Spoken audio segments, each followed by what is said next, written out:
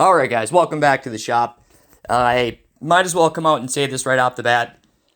The reason the videos have died down, the projects have died down, everything's died down, I think it's kind of getting out that, I found out I got some health issues. Your boy is got some shit he's dealing with.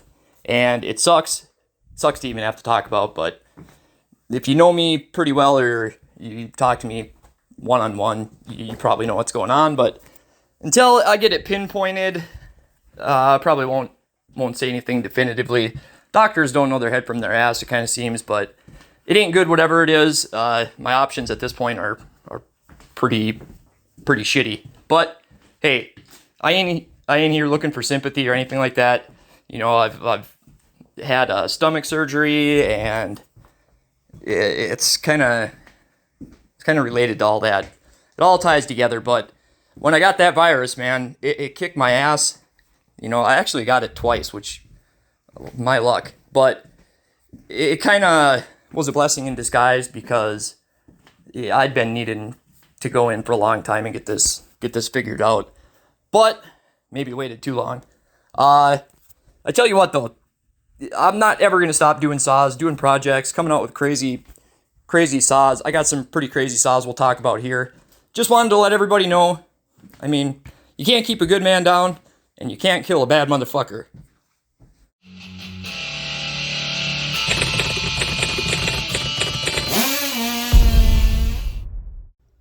Now that is how you cut an intro.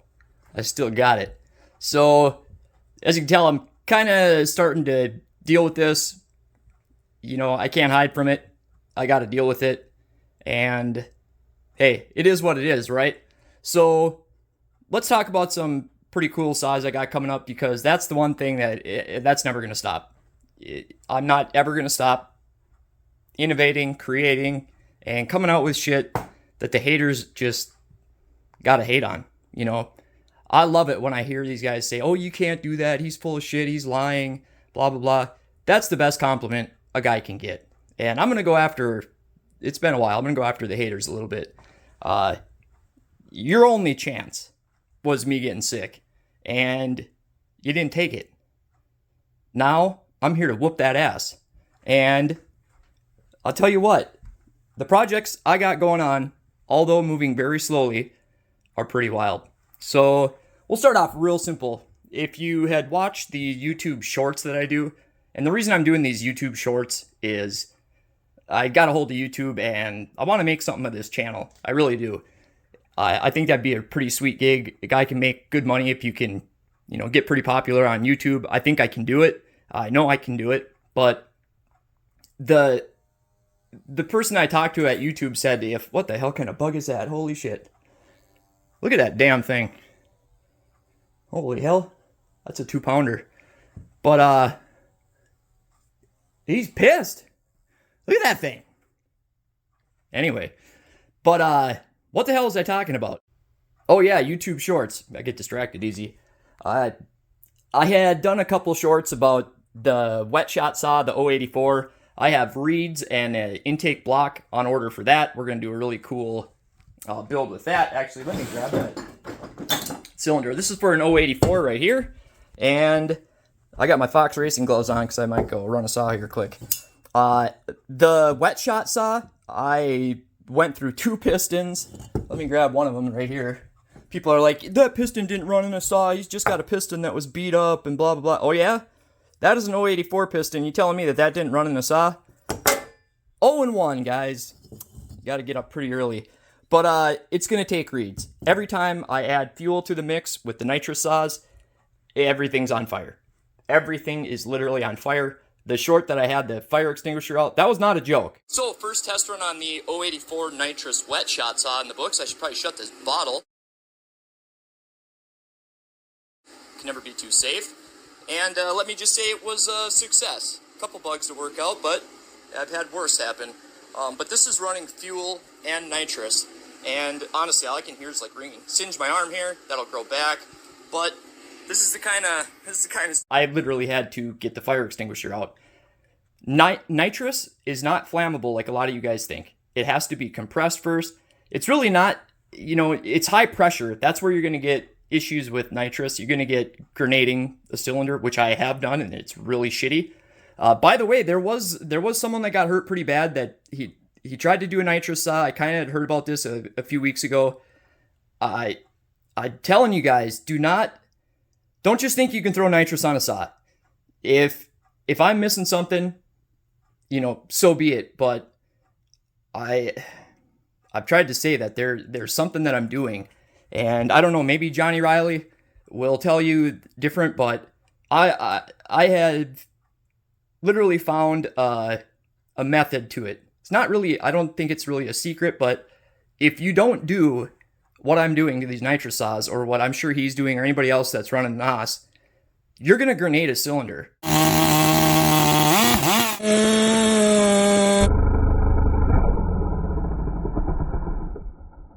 And when you do grenade a cylinder, it's like a grenade. I mean, again, I blew the base right off of all 4 of these bolts on the bottom of a cylinder. I blew them right off on my 441 and cut my finger. It was crazy. So that's what got me into figuring out what I had to do. But anyway, long story short, the nitrous isn't flammable. You could open a bottle of nitrous on a bonfire and it's just going to put it out. I know it sounds hard to believe if you don't already know that, but when you add fuel to the mix, fuel is really fucking flammable. It turns out. Really fucking flammable. Every time I try to do anything with the wet shot, everything's on fire. I mean, it's ridiculous. So I need reeds to close off the intake. I have them on order. I have this cylinder set up. I cut the intake off of it, and we're gonna put reeds on it. This is a pretty cool head. This is Rich from RF Heads. This thing's got some pretty cool finger porting. Pretty badass cylinder. I can't wait to get those reeds. That's gonna be fun. But that's where I'm at with that. If you have a good eye, you've seen what I got going on there, which that's pretty cool. But that's what's going on with the 084. And this is this is what I was talking about with the shorts. I'd put a primer in a 461 because I'm starting to run filters now. I hate having to take the filter off, take a squirt bottle, dump some gas in the intake, fire it up. This way I literally can just prime it. That was great aim. But when I have it all together, it goes down the carb, I think. But all I need to do is just prime it 2 times. I don't have to take nothing off. Fires right up, good to go. So that was pretty sweet. Getting this figured out, that fucking thing leaked like crazy. Oh my god, it pissed me off so bad. If you're gonna do something here, reuse the old vent or shoot yourself in the head. Those are your options. And if you shoot yourself in the head, I don't blame you. I was there too. But what a pain in the ass. Anyway, the primer setup is really simple. I got one hand, I don't really want to take it apart, but I basically just ran a primer, and you still have to vent it, but that's just kind of a real easy, quick, solution to having to run a squirt bottle all the time. I'll probably do that. I want to find an easier way to do it, but I'll probably do it on a bunch of saws. I'm going to run it with this 460 carb, and then I'm going to run it with the 660 carb, which you can easily do. Let me show you how that works quick. All right, here we go. So this is a voiceover, but there's the 660 carb in the 461, and it just sits in there crooked. It's really that easy. The linkage still works. You got to cut a little notch out of the tank right there, and that's it. And like I said, if you can't figure that out, route your fuel lines a little bit different. You're going to have to route your impulse hose and your fuel line a little bit different. You're going to have to drill a hole in the side so you can get to your high idle, because your adjustments are going to be on tilt. But there it is. It's super easy. The hood scoop for the IntelliCarb is not going to line up, but for all you guys that want to just do a quick mod that actually works really good, there it is. 660 carb and a 460, 461, 440, anything. All right, if my editing skills are what they used to be, then that's how that works. So you can run a 660 carb again. Oh, and 2 for the haters. It's not a lie. It's very simple. And if you can't figure that out, I mean, go back to talking shit, because that's a pretty simple mod. This business I got going on here, is pretty rad. I have told you guys in the past I'm going to run a 500i carbureted, adjustable carb, no fuel injection. And a lot of you guys probably thought I was going to convert a 500i, take the flywheel off, all the electronics and all that. Hell no. What I got is a 461 with a 500i cylinder on it and the Wiseco piston. Check this out. You can clearly see that this is a 461 crankcase. Check out that cylinder. Does that not look a lot like a 500i cylinder? Oh, interesting. Interesting. Kind of got some custom brackets on there. So, what's the deal with that? Well, that's a 500i top end on a 461 case. I guess I kind of blew it, didn't I? I blew the surprise. But this is what I meant by I am going to run a 500i carbureted. Now, those of you probably like, who gives a shit? You bolted a damn cylinder to a blah blah blah.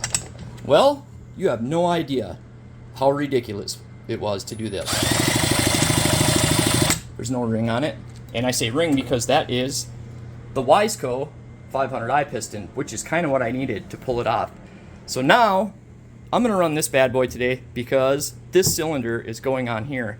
And then we're going to run the first that I know of 461/500i hybrid, carbureted. And the reason I like the 461 for this, actually let me unbolt some stuff and I'll show you exactly why. All right, well, we got a 500i. The piston is machined, but that doesn't matter. You know, I've started working on that one. And a 461, I actually started working on that one too. But here's the Wiseco 500i piston, and I've ran quite a bit on this piston already, and it looks great. I really like the Wiseco 500i piston. I'll be doing a full video on that. And anyway, the 461 cylinder, well, crankcase, the whole system, and the 500i are alike. So is the 661, 462. There's other saws. You know, I can't think of them off the top of my head, but they have this front style lower transfer that fills under the exhaust port, and your charge moves up kind of in a different way. They both have a crankcase stuffer, which is this doohickey here. The 461, it is removable. I got a bunch of grinding and stuff done on this one, but this is obviously not the case I'm going to use this on. I just had to know what I need to do to it, but they both filled the same way. Now, the 500i is a 54 millimeter. This is the 461 is a 52 millimeter. So I'm gaining 2 millimeters, and I'm running a 500i cylinder on a 461. The port timing, everything is already done. I need to do a little bit of work to the cylinder yet, but that's literally it.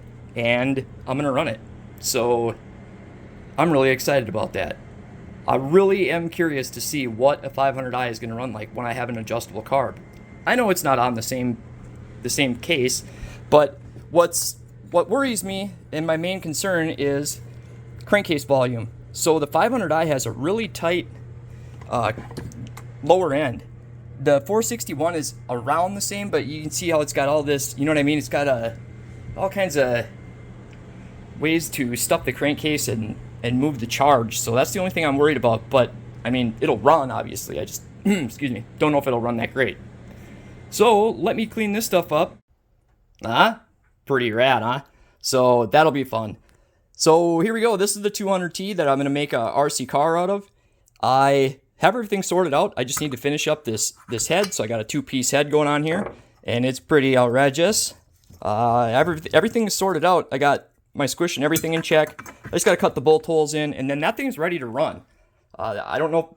I'm probably just going to put it in the saw vise. You know, put it in the saw vise here, and then just test run it. I might do that tonight or tomorrow, but I'm pretty excited to see how that runs. 440 carb, 200T with a freaking pipe off an RC car. That's pretty badass. So there we go. We got all kinds of projects. I'm gonna go take this thing for a rip. This saw, I've blown this thing up a couple times. The Nitrous in the 461s is not working the best.